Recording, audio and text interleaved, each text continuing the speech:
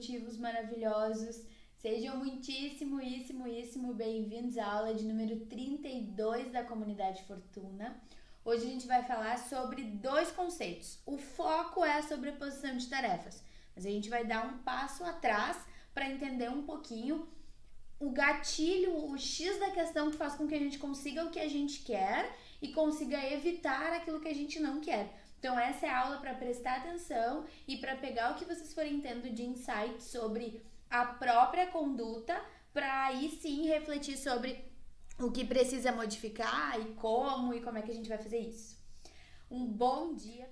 Aqui dentro da comunidade, no módulo Lives Exclusivas, tem uma live sobre transferência de foco, que foi onde eu apresentei o conceito e expliquei mais profundamente, dando vários exemplos e mostrando como vocês podem solucionar isso.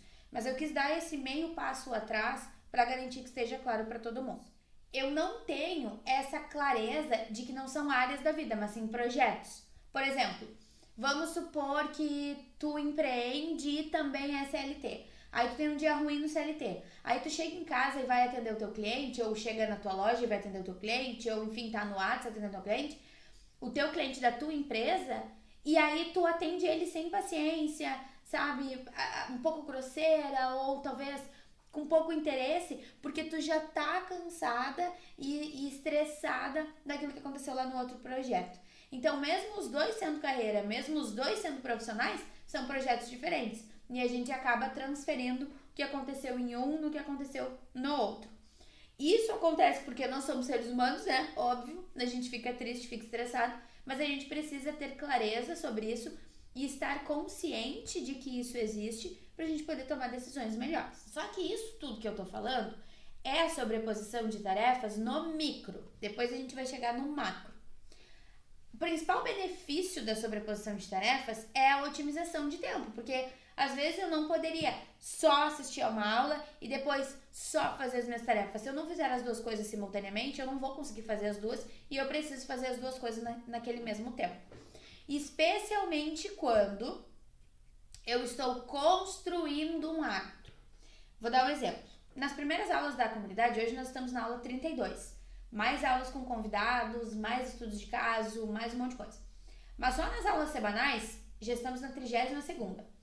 Nas primeiras, eu acho que 10, 12, eu tinha um checklist, eu acho que eu mostrei isso lá no início, de tudo que tinha que fazer para a aula acontecer. E eu dava aula com a checklist aqui do ladinho, conferindo, desde a noite anterior para saber o que eu tinha que fazer até o dia seguinte com os fechamentos da aula. Da metade pro fim, né, da metade até o momento que a gente tá hoje, eu não preciso mais dessa checklist. Por quê? Porque virou hábito.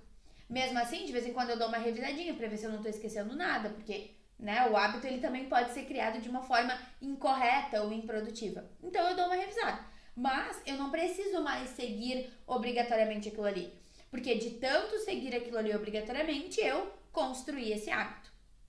Quando eu falo, por exemplo, de estudo, e tem a aula sobre estudo e trabalho, e a aula sobre o EAD, eu falo que para construir um hábito, a gente precisa fazer aquilo repetidamente, conscientemente, mesmo que de forma constante e não disciplinada. Mesmo que eu for fazer uma coisa com um pouquinho menos de atenção, ou com uma duração mais curta, ou não tão complexa ou sofisticada como eu gostaria. Porque o que eu preciso é criar o hábito de ter aquele projeto na minha rotina. Eu não preciso fazer necessariamente uma coisa de cada vez o tempo todo. E se eu precisar, se eu tiver esse perfil e se as minhas tarefas estiverem nessa postura, então vamos olhar para o que pode servir para mais de um projeto. Porque aí, ao invés de ter 2 ou 3 tarefas, eu dei uma tarefa que entregue resultados para mais de um projeto. Certo? Quem consegue fazer isso de forma estratégica é o quê? Produtivo.